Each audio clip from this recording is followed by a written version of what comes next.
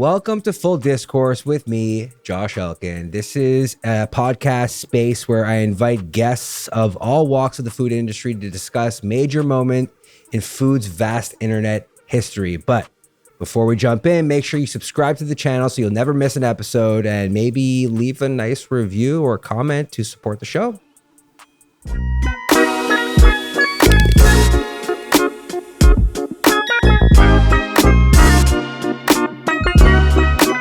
In this episode, we're discussing secret menu items. We'll eventually get to more than that, but secret menu items, okay? Most people are aware that they're not actually so secret food items that you can order at popular fast food chains like In-N-Out or Jamba Juice or Chipotle.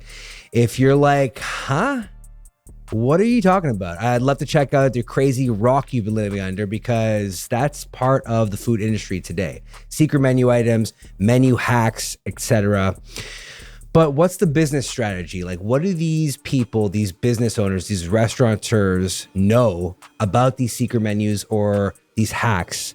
And is there a business behind it? What do secret menu items, what do food hacks and restaurant hacks do for businesses? And how can you, the consumer, be in on the hack or be in on the secret? Today, I have my friend, Lawrence Longo, who is a master of secret menus. Not only that, he is a restaurateur, an owner, the founder of Off the Menu.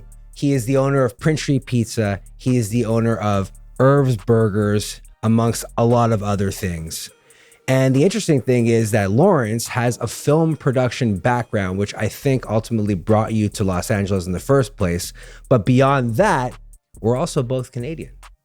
Welcome to Full Discourse, Lawrence. Thanks for having me. What an amazing studio you have here. Thank you. I see your obsession with food and culture. Hey, you know me. You know that I like things like that. Absolutely. I'm looking at all these awesome books, and I'm gonna need to pick some of them up and read some. You know, if you find Comb, the studio, the set, which also is my home, there's a lot of cool things that you can like pick up. You know, a lot of like interesting little like knickknacks and yeah, I can't wait to see your bedroom. Yeah. That's for the OnlyFans version of this podcast. So Lawrence, tell the audience a little bit more about who you are, why you're here, and why food is so important to you. Well, I grew up in Canada, Italian household, 3 sisters. So I was kind of like, in a way, the king of the castle, minus my father.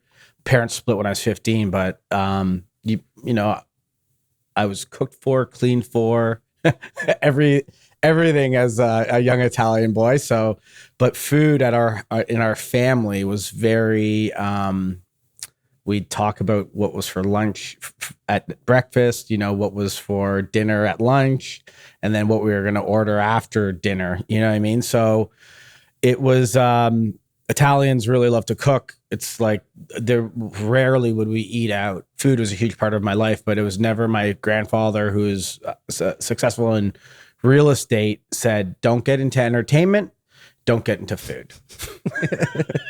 So I ended up in the middle of both in a way. So, but I moved to LA to get into film. I started working for the guy who was producing The Matrix and Swordfish and Lethal Weapon. He was all great movies, by the way. Yeah. He was the president of Joel Silver's company. And I really learned the value of like content and how like content is king. And it's all about telling a story. And then I produced Spaceballs, the animated series for Mel Brooks. And, you know, but truthfully, I was like an unsuccessful film producer. People, you act like you were successful, but really I didn't have a bucket to piss in. It's very LA. I'm very LA. Yeah, fake it till you make it. Yeah. My Porsche's in the driveway of my rented $700 a month condo. Yeah. And by the way, you just age yourself so hard. You can't get a $700 condo anywhere anymore. So no, that's true.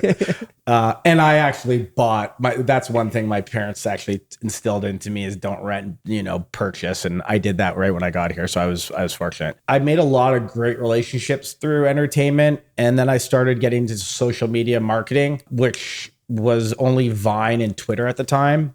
Wow. And YouTube, obviously. Yeah, but you weren't marketing. We weren't using that as a platform with like influence before like anybody knew what influencers were. We were having these influencers who are all popular viners talk about movies the weekend before they would like come out. And we would be like, our pitch was to the movie studios, you know, at high school being like the most popular kid in school? Well, we can make you that person by having everybody create an organic conversation that is like word of mouth at scale. And we would like be signing these movie studios for like huge money and paying these influencers huge money just to talk about the movies. And then that's when I started the app Off the Menu. So you transitioned from using Viners to promote movies to making an app called Off the Menu. My assistant at the time, I just hired her, and she made a meeting for me through LinkedIn. Got it. And I was like, what the fuck is LinkedIn? And how the hell did you make a meeting? Why? Nobody meets off of LinkedIn. This was almost 10 years ago. Anyways, I went to the meeting because I'm You like meetings? Yeah. And you never know who you're going to meet at a meeting. And it was the guy said to me, how about you get all those influencers you know and that you're working with and let them create their own app? And I was like, what are they going to do on their app? There's just an app about them. It didn't really make sense. I was like, I have an idea for an app because I was still developing TV shows at the time. And I had this show called Off the Menu. And I thought it'd be really cool to have a drivers and dine-ins type style show where we went and discovered secret menu items. Interesting. 3 segments a show. You know what I mean? You could go, hey, here's 3 secret menu items from New York, 3 secret menu items from Toronto. And so I sold the show to, I think I sold the show to E1 at the time. There's been a few renditions of it, but E1? Yeah. Do you remember Entertainment One? It was I do. Being a Canadian company. Yeah, I do remember that. So I'm getting it mixed up with another letter number, G4, like how unoriginal. G4 is where I produce Baseballs, the animated series. I can't believe you did that. That's an offline conversation we need to have. You didn't know that? I didn't. I'm a huge Spaceballs fan. Oh my God. We did like 15 episodes. They're actually well written and kind of funny. Did Mel Brooks write them? He had a hand and he approved them. Okay, we're getting off topic. Yeah. Anyways. He was really funny to work with. It's Mel Brooks. Like he would be canceled today. If he like the stuff he was saying in the room was amazing. Go back and watch Friends. They're all canceled. Yeah. So Off the Menu came about because I basically was like, I knew that you couldn't just have a TV show if you had I had no background in food. I had no background. Like they wanted me to be a host. I just love like secret menu items, and where the idea of a secret menu item for me first came to mind when I was with my boss for dinner at Spago, and they ordered a smoked salmon pizza, and I was like, "This is not on the menu. What are you guys doing?" And they're like, "No, we bring it out, and if you know, you know." And really, yeah. Because now it's like a staple there. Well, it's their most famous item. Yeah. Yeah. But it started off as like it was an off the menu. Amazing. Wolfgang Puck would bring it to like celebrity clients and say, hey, I have this, you know what I mean? Which was really like nobody did anything like that on pizza. In fact, Wolfgang is like pretty much like the history of like interesting pizzas in LA or California pizza really came from his kitchen because one of his chefs actually created California Pizza Kitchen with a barbecue chicken pizza. Right. And then kind of left and made his own thing with it. And it became California Pizza Kitchen. Good pizza. Yeah. So that's where it first came. I was like, oh my God. And then I had another meeting with a film producer and he took me to In-N-Out Burger. And he was like, oh yeah, we're going to have it animal style. And I was like, what the fuck is animal style? Like what, like, are we getting myself into? And he ordered this animal style burger and I was just like blown away by it. And then every time I would go and I'd be like, yeah, animal style. And you felt part of like a cool club. Like but you're in the know. You're in right? the know. Yeah. But everybody knew. They're so well operated. At In-N-Out? At In-N-Out that everybody, like I try and trick them with secret menu items. And they know. They know. Black and white shake. No, they know that. They're like, you know, the, what's the one that I love the most? It was the best one. The Flying Dutchman. Yeah. That was like. What's the Flying Dutchman for all those who don't know? Flying Dutchman it was invented for people's dogs. And all it was is meat, cheese, meat. And it's also now keto friendly. And there's a lot of benefits to the Flying Dutchman now, but it was invented for people's dogs. Wait, it doesn't have the lettuce wrap? No. So it's just meat, cheese, meat. That's protein. These are secret things, right? Yeah. It's a whole world. There's hundreds of secret menu items I'm aware. at In-N-Out. Now that new onion thing. Yeah. So this actually is a good segue. Like, I guess the difference between a secret item and the difference between a custom item. Like the secret item is in the know by the people who work there, and a custom item is just like, you know, make it for me this way, right? Lines are blurred. So things start as custom items. Yeah. And then they become secret menu items in a way, right? Because they're not on the menu. They become popular enough. Yeah. What happened with me is I was doing a show, and then this guy came and asked to do an app. And I was like, I got a great idea for an app. And I turned my idea of a show into an app, knowing that if I owned IP, I had to have a better chance owning more of my show. So it was a business move. Smart. And then I got in the world of secret menu items. And then just like, so they usually start as customizations. So let's talk about the most famous one, which is animal style at In-N-Out.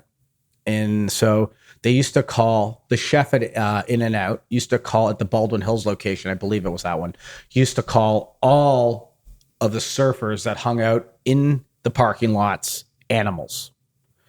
And basically at the end of the shift, one of the animals was looking into the kitchen and saw the chef making this, pouring mustard on the patty, extra sauce, grilled onions. He's like, hey man, what's that?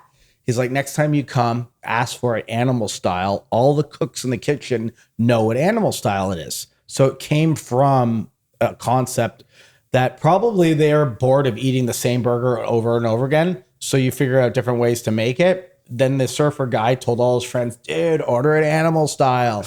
And then animal style was born. And over years, it just evolved. But now with social media, you can make a secret menu item get popular literally within days, you know, especially if someone like you's posting about it. I want to talk about that a little bit more. Like, as a restaurateur, right? As someone who creates menus, as someone who knows about off the menu items and hacks and secret stuff like that, how annoying is it for your chefs? How annoying is it for people who create your menus, run your restaurants, for someone to come in and be like, I saw this on TikTok.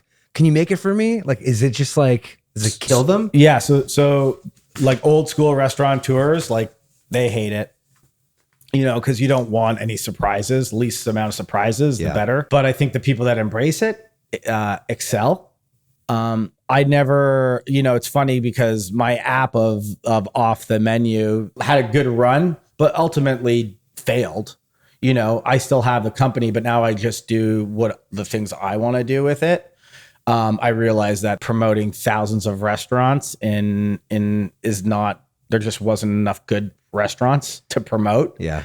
But that's a whole other side story. If you can embrace the secret menu items or promote it, it's good storytelling. Like it's all about conversation, and it's about a good story. And secrets, people love secrets. That's the whole, like, if we really break down like secrets, not even secret menu items, like if I told you a secret, I have a secret to tell you. I'm not going to tell you here, but I'll tell you later. You know what I mean? I'm like, really? What do you got for me? You're like, so it's great conversation starter. Like, do you know, oh my God, did you know that Starbucks has a secret menu item and now it goes viral?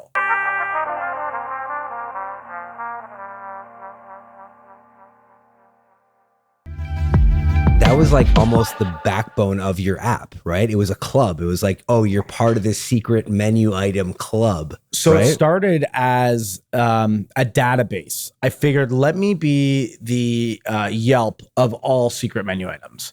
So when you go to a new city, you go in, you see what restaurants have secret menu items. I had no monetary strategy, and I didn't know how to raise money off of an idea. Like, I raised a little bit of money, but not enough to keep a media company going. And I didn't think it was right to just keep on raising money without an idea of how to make the money. So I created a way to make the money. And I said, it's going to be $20 a month, and you get one free secret menu item every day, 7 days a week. Meaning that I had to literally like have 365 restaurants on my app in LA in order for it to work. And it worked for like 5-6 years. I had 4,000 users at one point in LA. You know, it was a great business. But it was tough to promote. At the end of the day, it was watered down. What kind of reception, what kind of like camaraderie did you get with the restaurateurs? Like, did they like it? Because I remember going to a place once with you and the owner was like, I hate this. Do you remember that? Yeah, where was it? It was downtown at that French cafe. She was like, this sucks. Take me off the app. So the idea with the secret, like driving foot traffic into the restaurants and the restaurant would give an item for free, their secret menu item for free. Yeah. Well, most items really at the end of the day food costs on the items. People are already there. The food cost on the items is anywhere from like $2.50 to $10 max. If it's a $10, that means that plate is going for $30. Yeah. And what I would say to restaurants is, what's your customer acquisition cost? And that's when the restaurateur was like, what? They have no idea what that even meant. For those that don't know, it's like how much it costs for you to retain a customer, right? Acquire a customer. Yeah, acquire a customer. So, and the hardest thing is to get people into your store, right? With all the competition, is get them into your store. And my thought, they try your food. If they love your food, they're coming back and they're going to pay. Or they'll order something else. Or they order more. Yeah. The metrics on actually the data of like most people, 50% of my users would actually buy other things. Most of them would take pictures of their food because we reposted it and all that. So what you are getting is a new customer, social media, more order volume, more people. The busier restaurant looks busier. So in theory, it's actually a great idea. But like I said, to be able to have them be cool items, I couldn't have one new item every day. And I did that for like 4 or 5 years. Yeah. People are asking me to circle back on it. And what I would do and what I will do is it'll be one item a week and we'll just hype that item. And it'll be the item of the week. It's, you know what I mean? Where you'll want to go, you have 7 days to go and get it. And it's you kind of do that at your restaurants now, right? Like you had the pickle one, you had the Korean barbecue one, like, you know what I mean? Yeah, no, yes. For a week. Yeah, because I do that, and even like with Irv's this year with marketing, I'm going to do the Just For You burger. People don't know that the Just For You burger is literally it's just for you, the way you want it. It's like Harvey's, right? It's exactly like you just make it the way you want it. And for those that don't know, Harvey's is a Canadian burger chain where their whole campaign was the Lawrence burger or the Josh burger. And you go and you order a burger and it comes plain. And then there's a plethora of ingredients, sauces, and condiments that you can add to your burger. And it's custom and it's your burger. I do own a burger company that's like not just one way. That's it. We have 12 ingredients to the whole store. And that's all you get. You know what I mean? So, and that's what most hype burger restaurants now, it's like, no, you have to order it my way or it's the highway. That's it, right? Whereas like In-N-Out is like, no, fuck, put 1,000, as our friend Eli, put 1,000 onions on that burger. I want all the pickles in the restaurant on the burger. It creates great content. And that's what I knew I was doing is I was really creating content for these restaurants who otherwise usually didn't know how to create content. Yeah, I always thought that it was a great idea because the problem with it was that it wasn't like an actual off the menu thing. It was like a limited time menu item. Well, it was supposed to be secret. And that's my whole thing is like, it was too much of an undertaking. Me and my team were doing too much where it should have it's supposed to be a secret menu item. It was, but because we were trying to get 7 restaurants a week, it was too impossible to create secret menu items with all the restaurants. But the ones that did succeed and did work, there's a lot of restaurants out there that the Barrekas. I think we were the first ones to talk about that spot and to do something with them. And we did not create, but really drive a lot of traffic to some really, really cool up and coming food brands in LA. And usually the ones that really leaned into it, if you're going to do something, do it. Like the French person that we probably did, it was probably a pain in the ass to get them on in the first place. They never really wanted to do it. But then you have somebody who... I remember we went to Dave's Hot Chicken. They had the donut burger with mac and cheese. And remember that one? That was sick. It did super well because it was super Instagram friendly. It was cool. They were just using their whatever they already had and like added donuts, obviously. Yeah, they had a donut truck that used to work outside of them. He owned part of Dave's Hot Chicken with them, and it was like a mitzvah. It was and it was like it did so well on social media. Now they have 600 restaurants. I mean, fastest growing chain in America. Do you think it's lame for a secret or secret menu item or off the menu item to like eventually land on the menu and then like it takes the allure away from that? Or you think it's like cool? No, I think that's fine. Yeah. I think that's fine because ideally you're going to sell more things that are on the menu because it's right there in front of you. So when you're looking at it, and if it was so good that people ordered it when it was off the menu, more people are going to order it when it's on the menu because it was obviously good for a reason. Right. If it doesn't taste good, it's not going to work no matter what. That's just the general consensus when it comes to restaurants, right? Yeah. So let's take that I have a question for you. So let's take Raising Cane's, for example. Okay. Raising Cane's is one of my favorite fried chicken tender fast food restaurants. I think it's probably the best one in the game. They sell chicken tenders or fingers, whatever. They sell Texas toast, crinkle cut French fries, their creamy coleslaw, and then they have the cane sauce. A little while ago, people were just like making a sandwich out of that. What do you think about that? Do you think like that's like a hack? Do you think now they have a sandwich on the menu? Do they really? Yeah. Okay, but people were doing that, right? They were like cutting open the Texas toast like a hot dog bun, popping it in. Yeah. What do you think about that? I think it's great. You think it like adds to the, like, is it a secret menu item? Is it a hack? Like, let's talk about the difference between a secret menu item and a hack and the annoyance for the restaurants. So a hack is that the restaurant isn't involved, but they have great customer service. So they'll make it happen for you. But the Raising Cane's hack was literally that you order your chicken fingers and it comes with all that. And then you do it yourself. Right. So that's just like somebody on social media showing you the way they eat their food. If I roll up my pizza slice and eat it like a taquito, is that a hack or is that just me like trying to get likes on Instagram? It's a little bit of both, but then you have like Popeye's chicken where they have you mix the mac and cheese with like the spicy something or other, and you shake it in a bag. Like that's obviously a hack. Like that's but that's a customer made hack. Yeah. It's not getting in the way of the restaurant's like service. Exactly. Right. So I think a hack is you hack it yourself. Yeah. I think the Lancey and Air Burger at McDonald's. Yeah. That's a secret menu item in the McGangbang. Yeah. They won't make that for you at McDonald's. So for those of you who don't know, the Lancey and Air Burger is a chicken burger and fish fillet combined into one. One of the original hacks. Yeah. Right? Yeah. Do you remember this one? They don't have it on the menu anymore, but they used to do the 2 cheeseburger combo. You'd get like 2 separate cheeseburgers, fried and a drink. Yeah.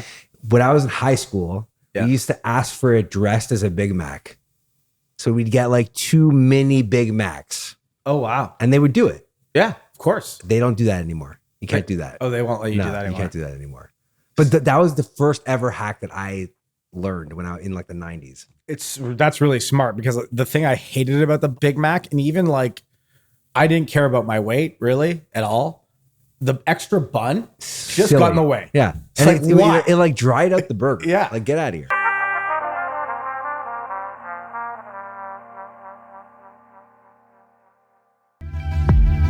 You own a restaurant called Prince Street Pizza. It's a very popular pizza restaurant. Super delicious, by the way.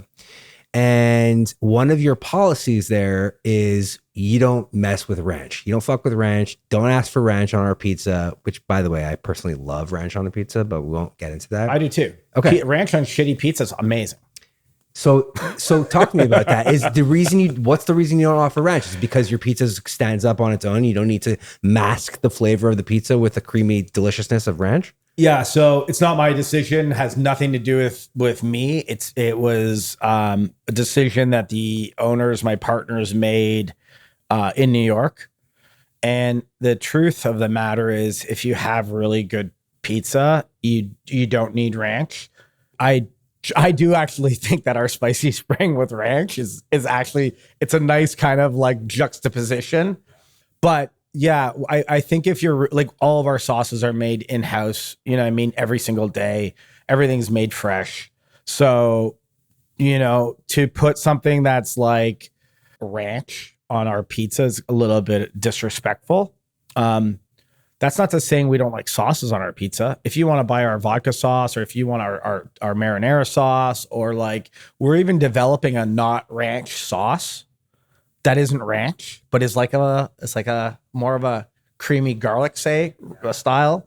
So people can have that like white on red kind of dip that they want, but it's going to be a step above ranch. You know what I mean? Yeah. You offer hot honey, but people get that's a whole story. That's like, I can't believe I got that one on the menu. Okay.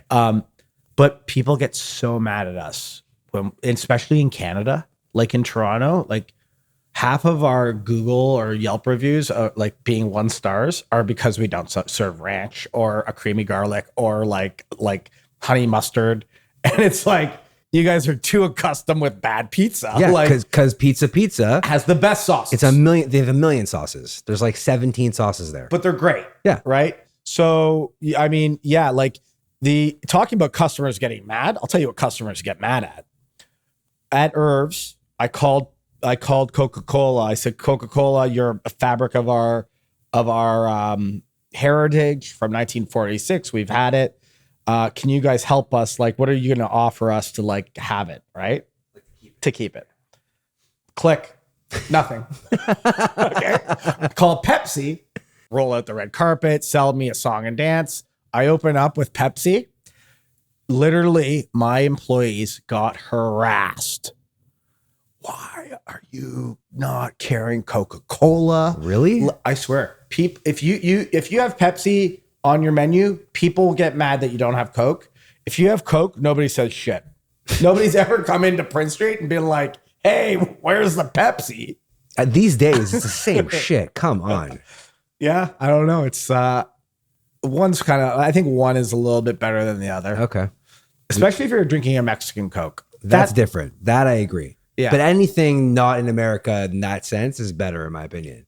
Like a Fanta in Mexico, so much better than here. Yeah, I'll tell you, opening up a restaurant in Canada, the quality of ingredients are so much better. So the FDA equivalent in Canada is infinitely stricter, which is why when we were growing up, and people don't believe me when I say this, half the shit that we weren't available in Canada. Yeah, no, you know, no. I remember Dr. Pepper wasn't available in Canada when I was a kid. Well, do you remember coming to the States for the first time, being like, "Wow, what are these flavors?" Yeah, restaurants, dude. We didn't have Taco Bell in Montreal forever. Yeah. Okay. Subway even. No, I know. So I get that. I totally get that. Customers get real pissed, especially in Canada. I get it. It's part of the the DNA of pizza lovers, I guess. But I'll tell you, like with the menu hacks and like Starbucks, that's where like literally Starbucks employees were quitting. Where at some point they're like, you can't do this. We are not making any secret menu items. We're not doing this.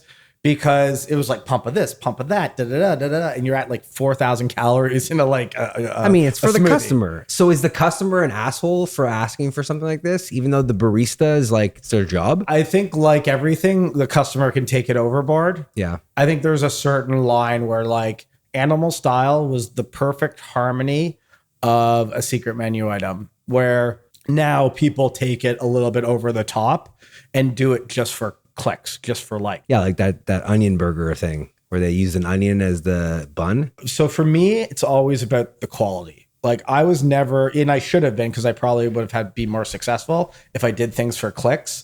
But for me, it was like the quality of the item has to be good, or it's all it is a fad. Is all it is a, you know, I wanted to do is really create that Spago experience, that Animal Style experience.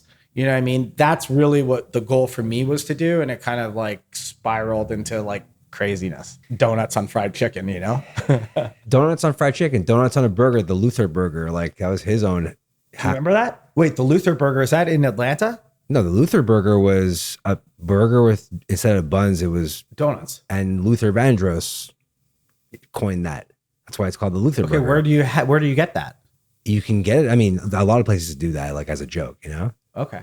There's a place in, it's called Pint and something in Atlanta.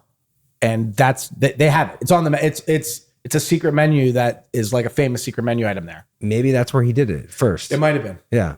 It makes sense. That's why it's called Luther Burger. But the Starbucks thing always blew my mind because it was like part of the virality of that was the baristas getting pissed off. Yeah. Like that was part of it. But now Starbucks sanctions like dumb shit all the time. If you look up secret menu items, the first thing that comes up on Google is Starbucks now. Really? It's like I said, it's all about the story. It's all about the content. So if you want to have content in your restaurant, create a secret menu item. Well, you said it yourself, like, you know, it's the quality versus the virality, right? Virality, I mean, stupidity. Yeah. I built a career off of making shit that's not always like. Yeah, but your stuff's like, I gotta say, your stuff, as weird as it can get, looks and taste. I haven't tasted it. Looks great. I mean, it tastes not bad. I have one taste tester here.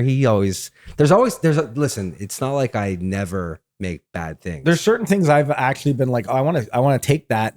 Something you've done with pizza. And I was like, oh, I wish I could do that at Prince Street. Dude, that pull apart bread, people love that shit. Yeah. But my whole business plan is not like making the best quality things. It's more of like path of least resistance, cool shit. Yeah. But that's what you said. You said like you're all about quality. Maybe you wouldn't be if you kind of went more for the virality angle. But there's a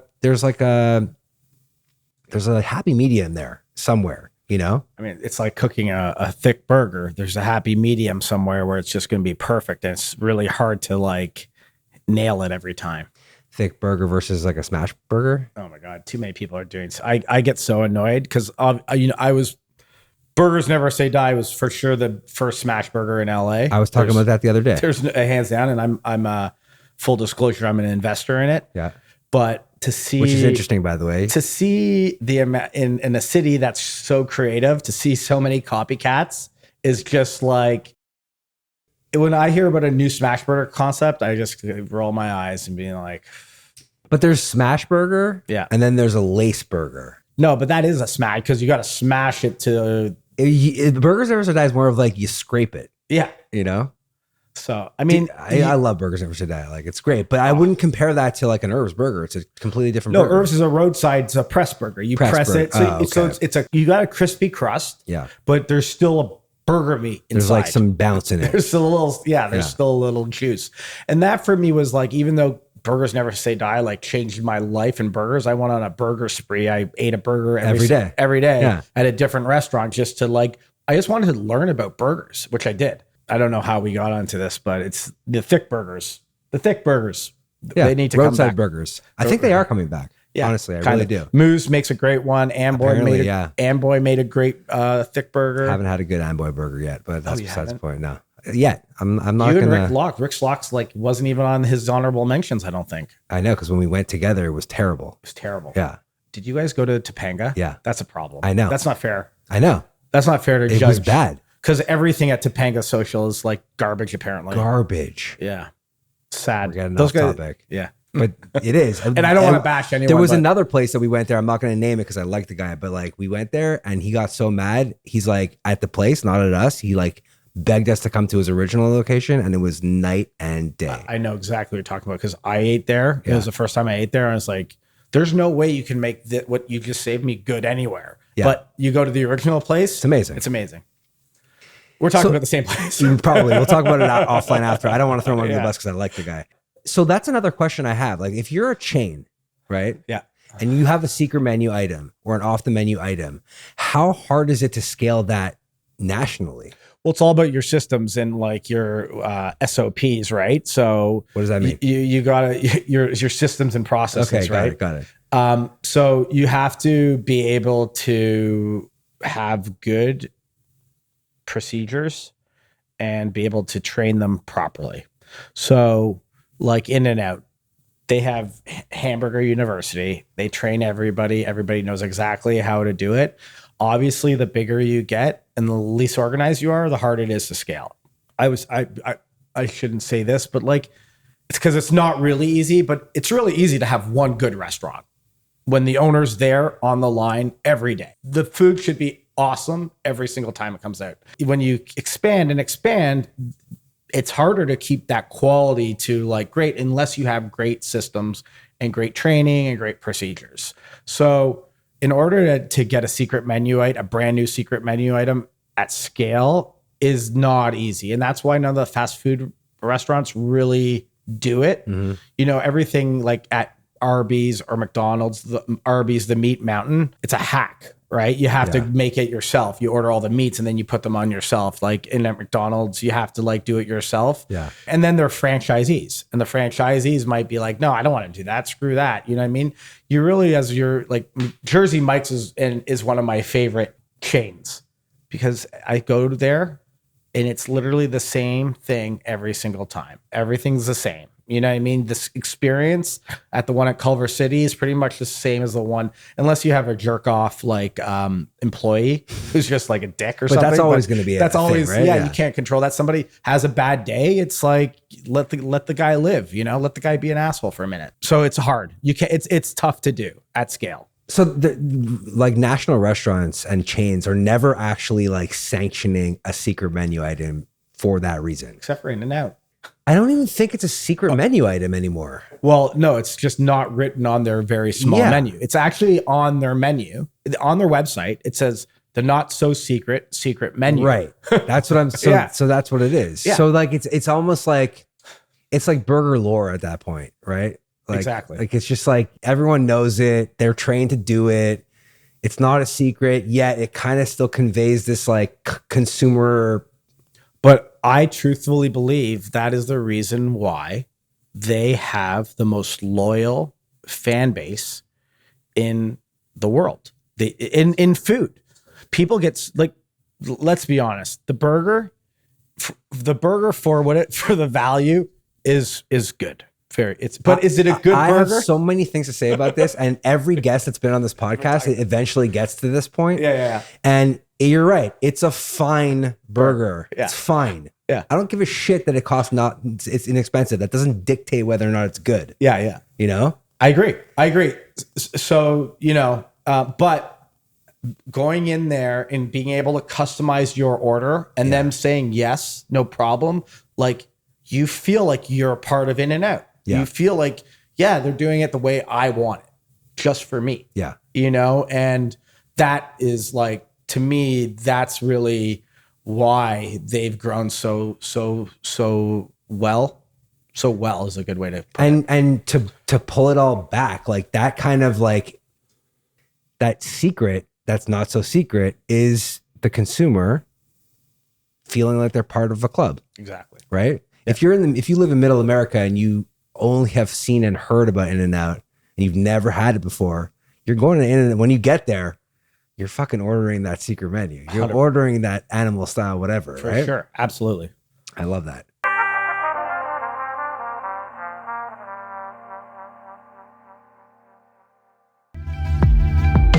Secret, not so secret menu items. The interesting thing there about In-N-Out is they have a very small, concise menu with a million options that you could do within it. What's the difference between that and somewhere like Olive Garden, or better yet, Cheesecake Factory, that has literally like an encyclopedia menu? Like there's 1,000 things on the menu. It's basically when you go to the Cheesecake Factory, you're looking at this menu and you have no idea what to do. You're like, and it gives you anxiety. And then you don't know if you're picking the right thing or the wrong thing. And usually it's the wrong thing. And the person across from you ordered the right thing. You know what I mean? And it makes you kind of frustrated. And nobody does 1,000 things amazing. Isn't Cheesecake Factory like all the pasta's the same? They just change the sauce, or all the chicken is the same. They just like change the side or something like that. I'm sure. Yes. Because at the end of the day, Cheesecake Factory scaled and it's probably one of the most successful restaurant businesses in ever. Yeah. I don't think they're doing so well anymore, but limiting the amount of choices for a customer is actually better for the customer, and it's better for the operator. For sure. Because you know exactly what you're making. You, like I said, you train people how to make 3 different burgers. That's it. That's all you need to know. and then all the options around it. But that's easy. That's easy math because it's there. You put ketchup and mustard and onions, you grill the onions. That's like, but having to have chicken, fish, put like all these different meats, and then you got to store them different ways. It adds so much complication, and not just back of house, front of house, the customer. If the customer has 3 options, that's going to be easier on the customer, and they're going to have a more enjoyable experience ordering food. If they have 1,000 options, it's going to make them, yeah, of course, we all want more options, but we really don't. For food, I never want more options. So if you're craving a hamburger, you're going to a hamburger joint. Yeah. If you're craving pizza, you're going to the best pizza joint. Yeah. Well, if you're craving like to please everybody, you go to the Cheesecake Factory. Yeah. Right. That's like, let's go to where everybody will like it. You know what I mean? But everybody ends up not liking it. Right. And I think that like there's a science to menus. Like the more I've grown as a restaurateur now, you realize the menu is so important. And like, there's pictures on menus. So usually the picture on the menu is what the restaurant wants you to order because they make the most money on that item. Interesting. So that's the item that they want you to because they're going to mostly profit the most, or they know you're going to like it the most and it's going to make you want to come back. Menu psychology. Yeah, absolutely. I never even thought about that. I knew that the picture would be what they want you to order. I didn't realize that that's what they made the most money on, which makes perfect sense. Yeah. So if you order an off the menu item, are you losing money? No, you're usually making money Because you're charging extra. Yeah. Right. Like that's like, yeah, I bring it on. Like order another patty. It's so much easier to put 3 patties in that burger. You know what I mean? And I charge you an extra $3 to $4 for a patty. You're making more money. Starbucks probably makes a fortune on the secret menu items. Yeah, because every pump is probably like $1. Exactly. That's why the drink is $14. And it costs them not even 10 cents. Probably less than that. Yeah. I mean, coffee in general is like huge margins. Yeah. It's silly. Yeah. Wow. That psychology bit is like really messing with me now because like I think about that. Well, now you'll go into restaurants and you'll look at the menu and be like, what did they do? Why are they leading me in this direction? Why are they, you know what I mean? So well, I already knew. And for those of you that don't know, like ordering a special at a restaurant is not the move. Like a sit down restaurant, never order the special. Why? Because they're ripping you off? Or no, because they're trying to get rid of it. That's why it's a special.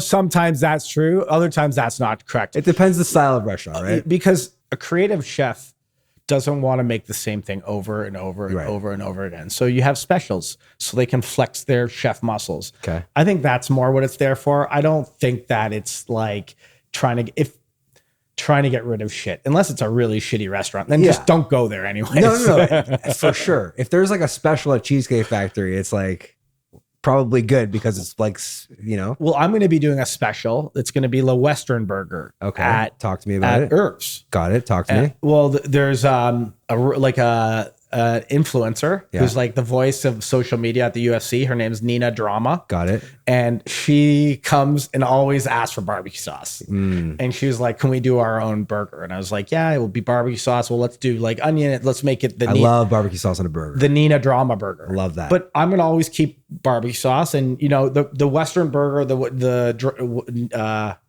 Western drama burger might not always be front and center on the menu, but it'll be off the menu and you can always like create it yourself, you know? Love that. Yeah. Cool. Well, we unpacked a lot here. I'm just getting started. Oh, you want to keep it moving or what? No, these are you can come on for another episode. We'll talk about the Nina Western burger once it's run its course. We covered off the menu. We covered secret menu items, menu hacks. We covered your journey from film and television production to restaurant production, which I'm always impressed with. What are you working on now? Like that you want to plug? Herbs has got some awesome things coming out. Yeah, for sure. Prince Street, we keep on expanding, and we're going to keep doing collabs. We have one collab, what's funny is the collab, like McRib at McDonald's. Yeah.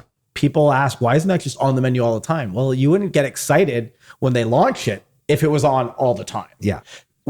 For 20 years get excited when that McRib's on the menu. Like it's back. It's like, back. okay, relax. We know it's coming back every year. Right? But you're right about that. So I do that with our barbecue chicken pizza that we do with Slab Barbecue. Love that. We do barbecue chicken pizza, and it's the only time we let ranch in our restaurants. Cool. By the way, they have a good McRib there.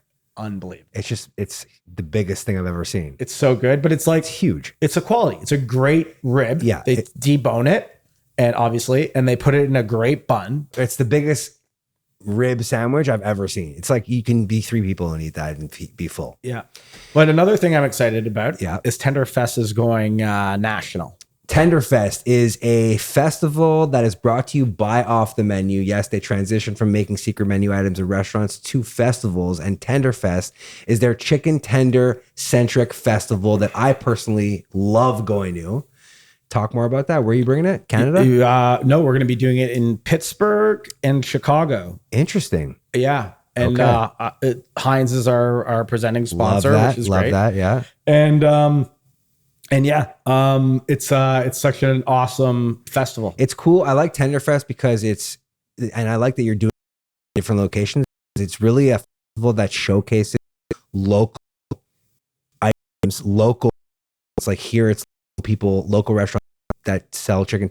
And obviously you have Raising Cane's. Raising Cane's, like the title sponsor, but like they're up because it's Raising Cane's. Yeah. Who are you going to have in Chicago? Do they have Raising Cane's there? We will bring. The idea is to bring Raising Cane's like to all of them. I love that. You know, because they're kind of like the goat, right? I mean, when it comes to chicken tenders, even though they call them fingers, yeah. Yeah.